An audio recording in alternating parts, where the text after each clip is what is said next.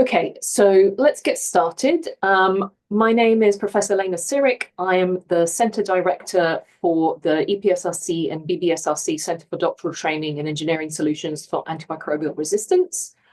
Welcome to the second virtual open day that we're holding.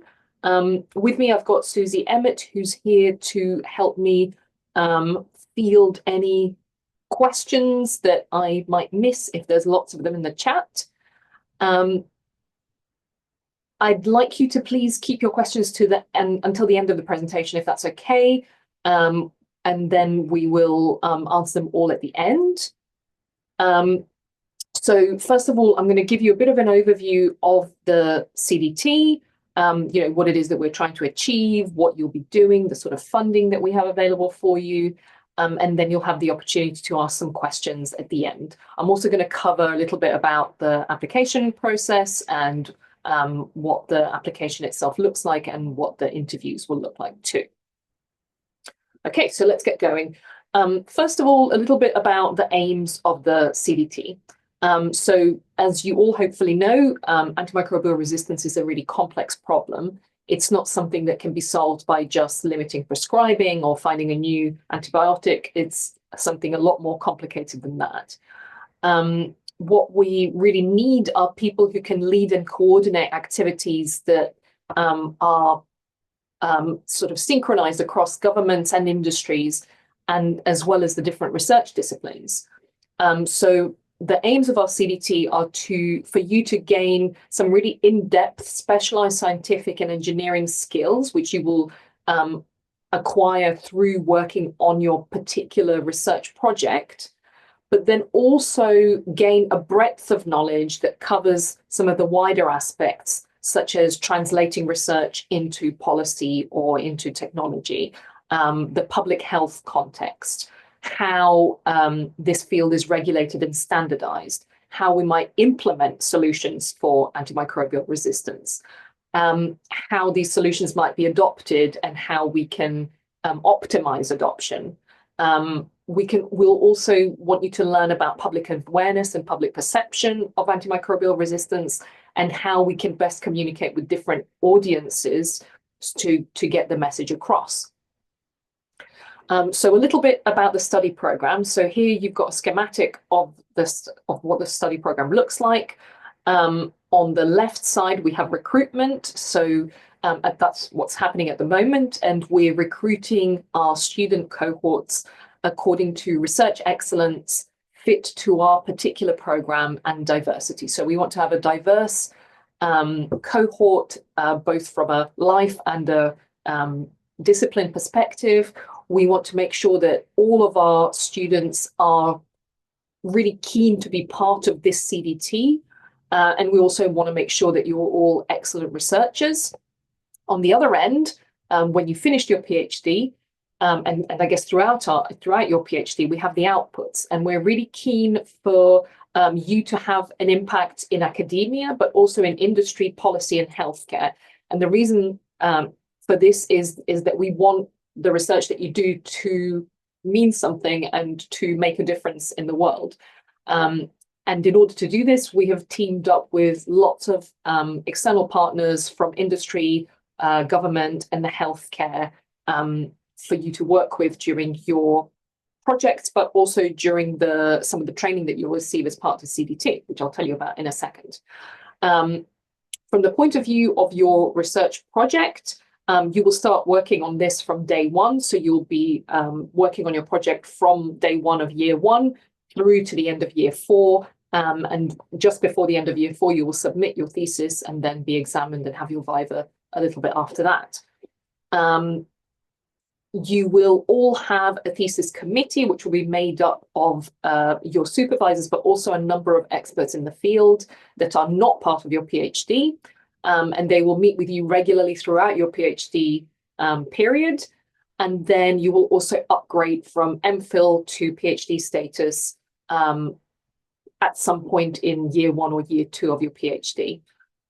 There's no specific MSc or MRes qualification that you'll gain as part of this CDT, but there is some training that you will all receive, which I'll tell you a little bit about now. So if we look at the middle part of the schematic now, so the bits underneath year 1, 2, 3, and 4, you can see that there are some whole cohort training modules in year 1. So we've got the ABC of AMR, and this is looking at the sort of theory and practice context of AMR, everything from what is a microbe to how to design a new vaccine. We also have a whole cohort module on AMR research skills. So this is looking at specific research skills like, my brain's just died, literature, the best way to do literature reviews, statistical methods that are applicable to you, perhaps some modeling techniques as well. And we also have a whole cohort module on AMR impact. So this is about translating your research into impact with industry or within government through policy, or potentially looking at public engagement and how best to publish your research within academic journals, but perhaps also further afield with working with media and so on. Then you'll see under years 2, 3, and 4, we have this bespoke technical skills and impact training. So these bits of training will be, rather than for the whole cohort, it'll be more on an individual basis, depending on what it is that you need for your particular research. So, for example, if you're working on a novel antimicrobial, then perhaps we want you might want to take some training courses in entrepreneurship or translation to industry, or regulation of antimicrobials in the pharmaceutical industry, and so on. Similarly, for research skills training and impact training, depending on what it is that you're doing from a research point of view, but also what you're interested in, you can pick particular bits of training that are relevant to your research project and to your interests.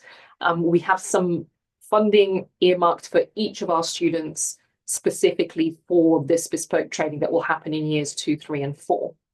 One last thing to mention on this schematic is the network engagement. So within UCL, there's a number of different CDTs, and some of these are complementary to the one to our one. So we're going to work hard to make sure that there's some cross fertilization between the different CDTs. There are also a few different UCL networks, like the microbiology at UCL domain, research domain, which is one that we want you to all be a part of. And then there are other external networks that we'll also be working with. So, for example, there's the Centre for AMR at the London School of Hygiene and Tropical Medicine that we'll also work with. So that's it on the study programme. I'm going to just quickly go through our research themes. So we have 3 research themes within our CDT. These are preventing infections, which is our theme 1. Surveillance and diagnostics, which is our theme 2, and then novel therapies, which is theme 3. I'm going to very quickly whiz through the next few slides. These are the titles of all the projects that we've got on offer for our 2025 cohort. You can find out much more about all of these projects on our website. So these are just the titles here, but on the website, you will also see who the supervisors are for each of these projects. And you can click on those links and find out more about those people. But there's also a 500-word summary of the project. So, what are the aims, what you'll be doing, what skills you'll gain, what are the impacts of that project. So at the moment, we've got the theme 1 project. So this is the infection prevention lot. Then here we have the theme 2 project. So this is looking at surveillance and diagnostics. So what AMR genes are most common, how are we detecting these, what are the novel ways that we can detect them more quickly rather than detection taking days as it does now. And then finally, this is our theme 3. So this is novel therapeutics, which includes both novel antimicrobials and vaccines. And as I said, for all of these projects, you can find out a lot more on our website. I just want to highlight to you at this stage that during your application, you will need to select up to 3 preferred projects that you are interested in. Okay. So now a little bit about the community that you'll be entering at UCL. So the 2025 CDT cohort will be our first one. We are aiming to recruit 10 students during this recruitment exercise at the moment. So each student cohort will have its year reps, and the CDT will be running for we'll take in 4 cohorts to start off with. So there'll be this first one in 25, and then another 3 cohorts of 10 students in 2026, 27, and 28. So the CDT at the moment has funding to run for 8 years, but we will most likely be applying for renewal in a few years' time. So as I said, yeah, every year, every cohort will have its year reps, and every student will have their individual student mentor. So for the later cohorts, these will be the students from the earlier cohorts. For our first and second cohort of students, the mentors will come from your supervisors, more senior PhD students. The CDT itself will have a student and staff consultative committee, sorry, that's a bit of a mouthful, which will meet every term to discuss how things are going, whether there are any issues and how we can fix these quickly. You will also have the CDT management team working with you, so I'll tell you a little bit more about those people in a second. And there will also be the CDT professional services team, which will consist of 3 individuals who will be there to make sure that you're progressing as you should be, that you're getting paid, that your all of your expenses are put through as they should be, that everything that you need for your research is being ordered efficiently. You will have your primary and secondary supervisor, who will also be working with you. As I said before, you will also have the thesis committee for each of the different studentships. You will be joining the London's Centre for Nanotechnology, which has another 2 CDTs running alongside this one. So there's a whole community of students there that you will be spending time with.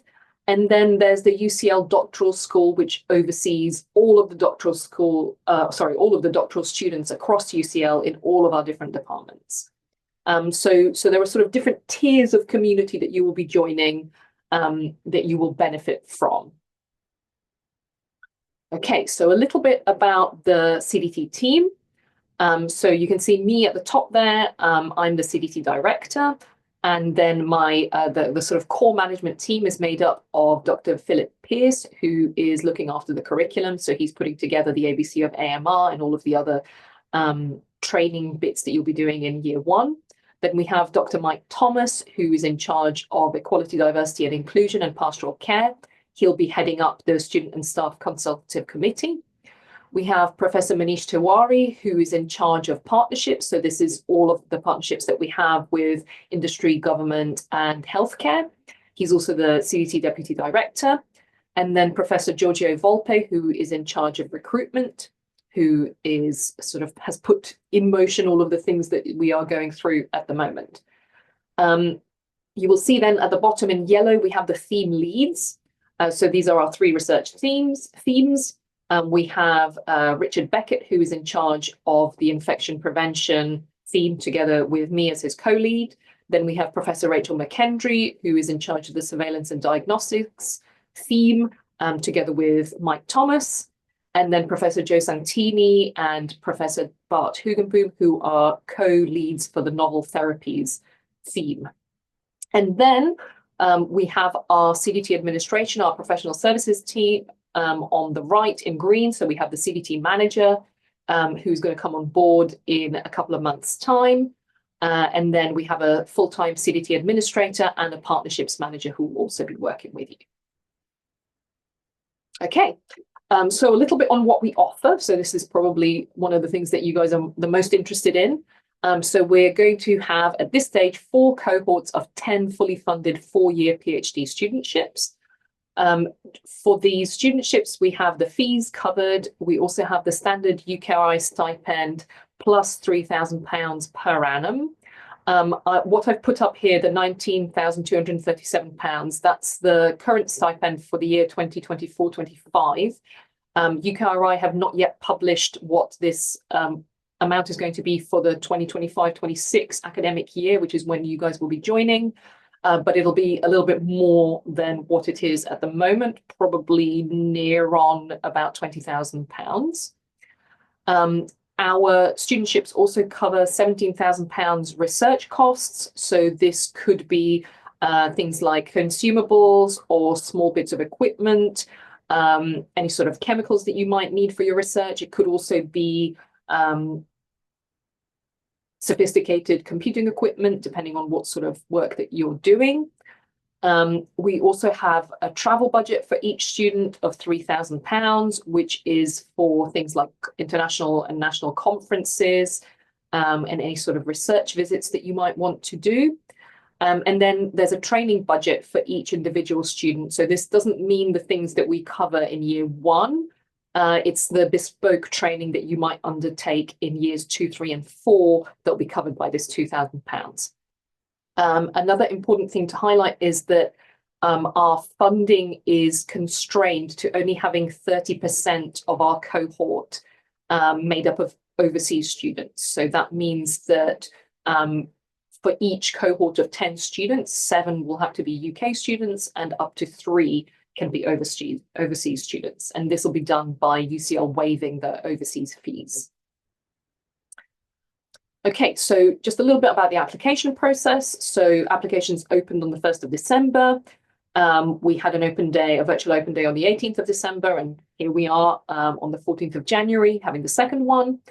The applications will close at midnight on Sunday, the 26th of January. And then we will shortlist, and successful candidates will be invited to 2 interviews each. So the first interview will happen the week of the 10th to the 14th of February. And then the second interview for everyone will happen on the week of 17th to the 21st of February. There might be a little bit of movement on these, but in any case, we will aim to have them done, have everything absolutely done by the end of February. Interviews-wise, we just want to make sure that we can accommodate all of our students. And we're aiming to make offers the week of the 24th to the 25th of February or very early at the beginning of March.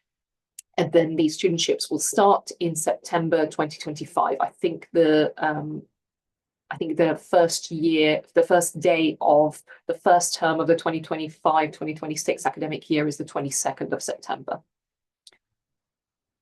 Okay, and I think, as I mentioned before, our recruitment priorities are research excellence. So we want to see that you have carried out some research, that you're keen to do it and that you're good at it. We also want to make sure that you are a good fit for our program. So we want to see that you're particularly interested in joining our CDT, and we want to see why you think you are a good fit for it. And we're keen to have as diverse a cohort of students as we can possibly have. And this means both from a, life point of view, but also from a disciplinary point of view. So a little bit about the application form. So what we're collecting is some information on your contact details, your educational qualifications, relevant research experience that you have. We want to hear why you want to pursue a PhD. We want to hear why you're applying to this particular CDT. We want to hear why you think you're right for this particular CDT as well. We also want to hear about any relevant work experience you might have. We want to know which of the 15 projects that we have on offer you are interested in, and you're able to choose up to 3 of these.